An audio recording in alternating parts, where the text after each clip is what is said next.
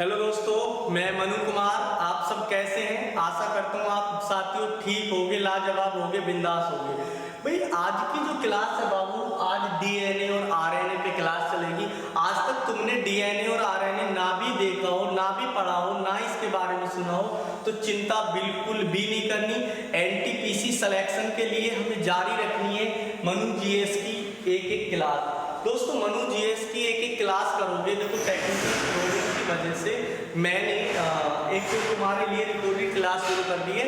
हालांकि छोटी क्लास रहेगी लेकिन लाजवाब रहेगी, ठीक है।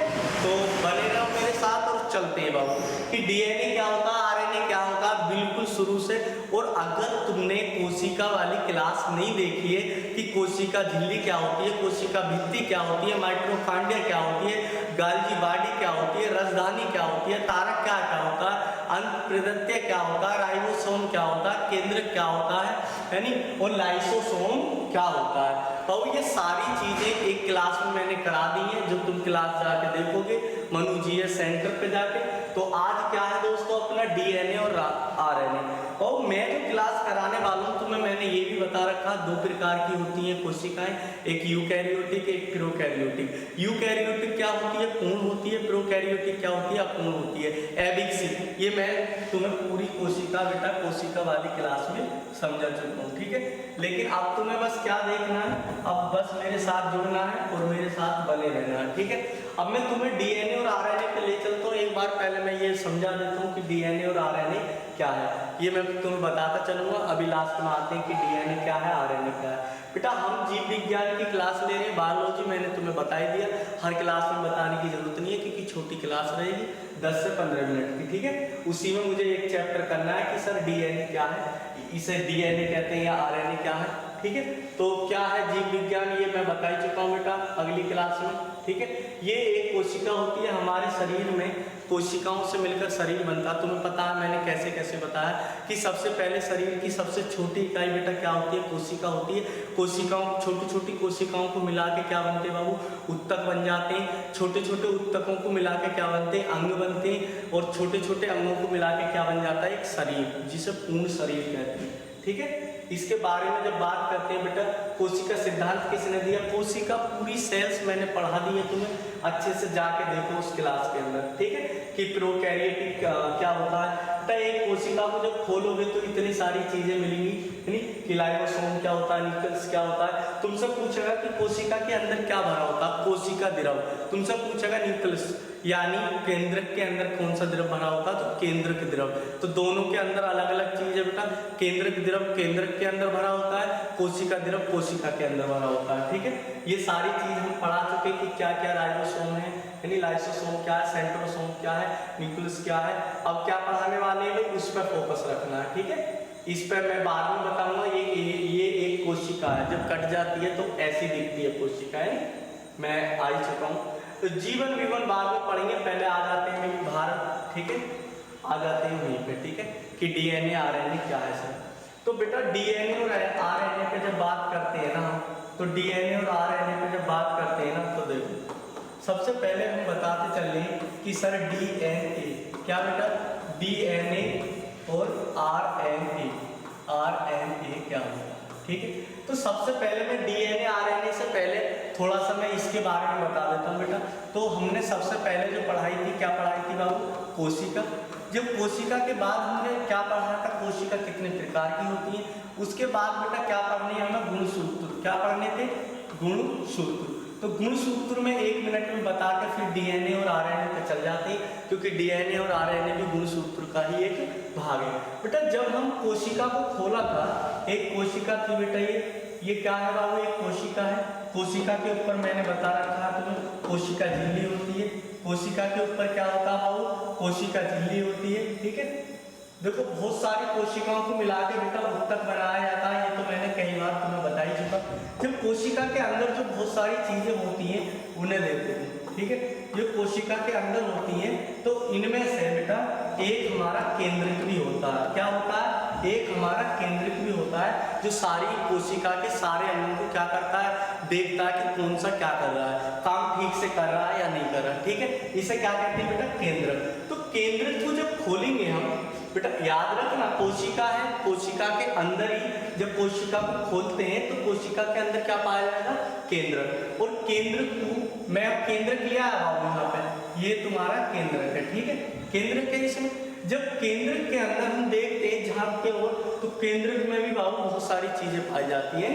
तो केंद्रक में क्या पाए जाते हैं, हमें एक्स जैसी आकृति मिलती है। केंद्रक के अंदर कैसी मिलती है, एक्स जैसी आकृति मिलती है। याद रखना ये जो एक्स जैसी आकृति है बेटा, ये जो एक्स जैसी आकृति है तो ये इस तरीके की आकृति होती है बाबू। एक्स जैसी आकृति जो है ये है, ठीक है। जब हम एक्स तरीके की आकृति देखते हैं, इस तरीके की आकृति को क्या है, तो इसे बेटा इसे कहते हैं गुणसूत्र। क्या कहा जाता है, गुणसूत्र। तो गुणसूत्र जो होता है किस आकृति का होता है, इसे कहते हैं गुणसूत्र। याद रखना गुणसूत्र क्या है, ये। तो बेटा इसमें पुरुष में कितने गुणसूत्र होते हैं और महिला में कितने गुणसूत्र होते हैं। थोड़ा सा बस इतना याद रख लो कि पुरुष में कितने गुणसूत्र होते हैं, महिला में कितने गुणसूत्र होते हैं, बात हो जाएगी खत्म। बेटा अगर मैं जोड़ी की बात करूं, होते तो जोड़ी है, एक इधर का होता है एक इधर का होता है नहीं, तो गुणसूत्र जो होते हैं जोड़ी होते हैं। तो बेटा पुरुष में भी 23 जोड़ी पाए जाते हैं। कितने जोड़ी, 23 जोड़ी पाए जाती है। और महिला में भी कितने जोड़ी, 23 जोड़ी पाए जाते हैं। याद रखना मेरी बात को, क्या कह रहा हूं मैं, 23 दूनी मतलब जोड़ी का मतलब दूनी होता है, तो 23 जोड़ी का मतलब होता है 46 गुणसूत्र। कितने गुणसूत्र, 46। और इसमें भी कितने, महिला में भी कितने गुणसूत्र, 46। अगर तुमसे पूछेगा पुरुष के अंदर कितने गुणसूत्र पाए जाते हैं तो कितने हैं बाबू, 23 जोड़ी। और कितने महिला में कितने पाए जाते हैं, 23 जोड़ी। और पुरुष में कितने गुणसूत्रों की संख्या है, 46। महिला में भी कितने होते हैं, 46। अब तुम्हें गुणसूत्र पता चलेगा कि क्या है सर गुणसूत्र। यानी हमने देखो सर एक हमने जाना कि सर इसके अंदर कोशिका होती है, कोशिकाओं से मिलकर क्या बनता है, उत्तक, उत्तक से मिलकर क्या बनता है, अंग, अंग से मिलकर क्या बनता है, शरीर। तो ऐसी हमने कोशिका खोली, कोशिका के अंदर क्या देखा हमने, केंद्रक। कोशिका के अंदर क्या मिला हमें, केंद्रक। याद रखना कोशिका के अंदर केंद्रक मिला और केंद्रक के अंदर एक्स आकार की क्या होती है, आकृति, जिसे क्या कहा जा रहा था, गुणसूत्र। क्या कहा जाता था, गुणसूत्र।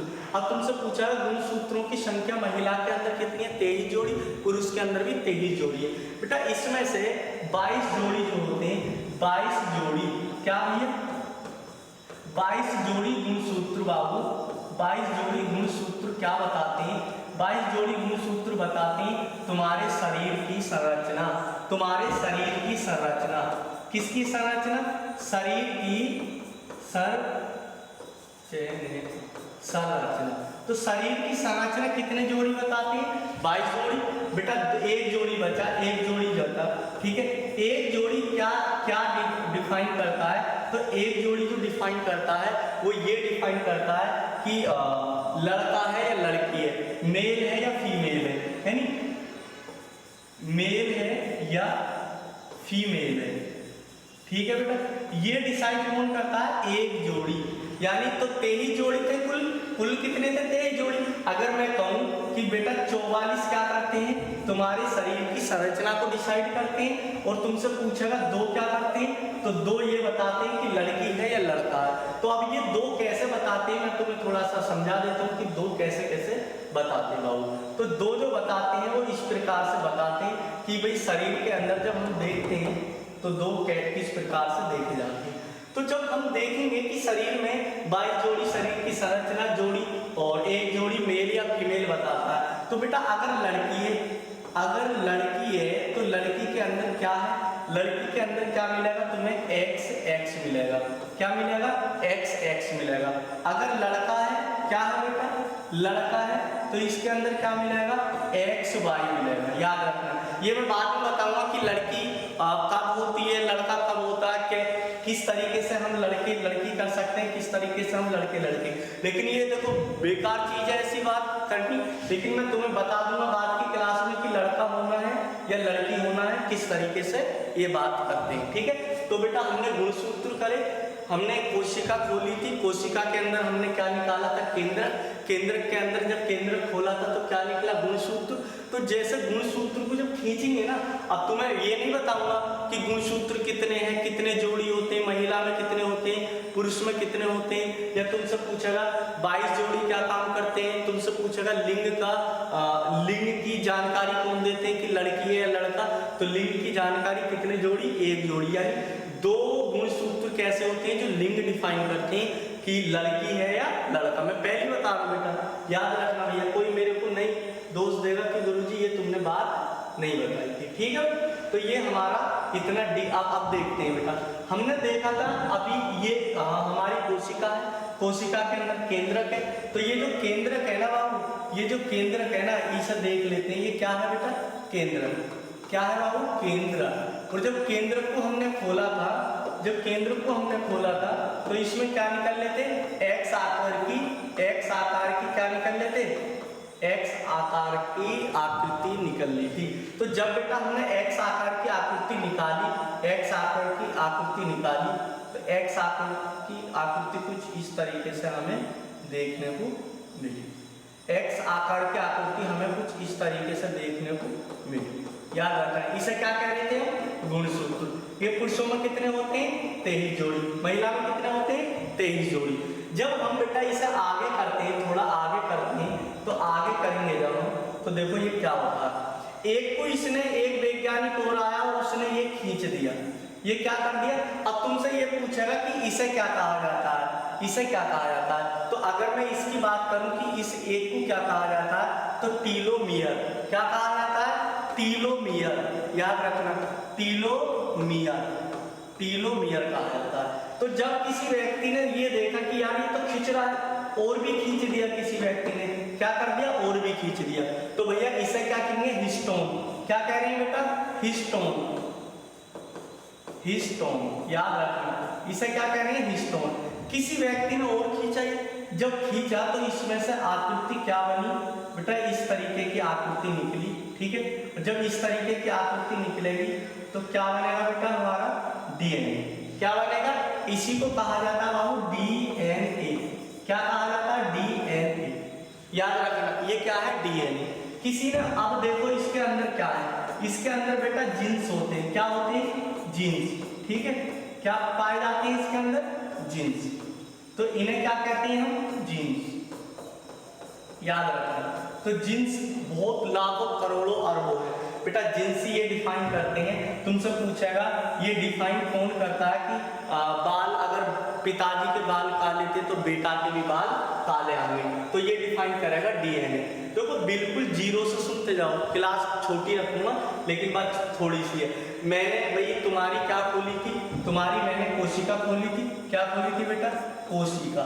याद रखना, ये मैंने बताया था कि ये कोशिका है। कोशिका को जब खोला तो कोशिका के अंदर क्या मिला हमें, केंद्रक मिला। क्या मिला बाबू, केंद्रक मिला। जब केंद्रक को खोला हमने तो केंद्रक के अंदर क्या थे, एक्स आकार की क्या थी, आकृति थी। एक्स आकार की आकृति को हमने खोला तो हिस्टोन पाए गए। हिस्टोन जब हमने खोले तो क्या पाया गया बेटा, डीएनए पाया गया। क्या पाया गया बेटा, डीएनए पाया गया। क्या था ये, डीएनए, ठीक है, डीएनए, डीऑक्सीराइबोन्यूक्लिक अम्ल, डीऑक्सीराइबोन्यूक्लिक अम्ल। और इसी के बाद जब डीऑक्सीराइबोन्यूक्लिक अम्ल देखा तो डीऑक्सीराइबोन्यूक्लिक अम्ल के अंदर क्या पाए जा रहे हैं बेटा, जीन्स। क्या पाए जा रहे हैं, जीन्स। याद रखना जीन्स। तो ये पूरी प्रक्रिया है। तुमसे पूछेगा कि मैंने जो बताया था कि भाई ये तय कौन करता है कि पेट के अंदर जब बच्चा होता है तो उसके बाल यहीं पे होने चाहिए सर में, तो बेटा ये तय करता है डीएनए। वरना कौन देखता है कि भाई सिर यहाँ पे है, हाथ एक यहाँ होना चाहिए, एक यहाँ पे होना चाहिए, तो ये तय करने वाला भी तो कोई होना चाहिए। तो अंदर कौन तय करता है, डीएनए। यानी अगर पिताजी की आंख कुंजी है तो बेटे की भी कम से कम आंख कुंजी हो सकती है। ये कौन तय करते हैं, जीन्स। और जीन्स में मैंने बताया था कि गुणसूत्र। भाई अगर तुमसे कोई पूछेगा कि अगर डीएनए ऑप्शन में ना हो तो जीन्स, और जीन्स भी ऑप्शन में ना हो तो गुणसूत्र।